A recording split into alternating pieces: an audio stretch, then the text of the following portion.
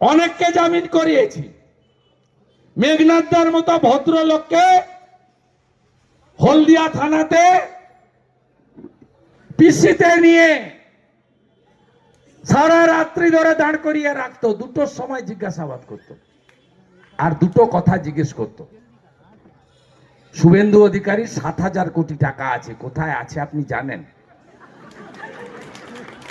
আর বলতো আপনি বিজেপি করেন কেন, কোনো ভবিষ্যৎ নেই বিজেপির, আপনি তৃণমূলে আসছেন না কেন, আপনাকে সব দিয়ে দেব। এটা পুলিশের কাজ।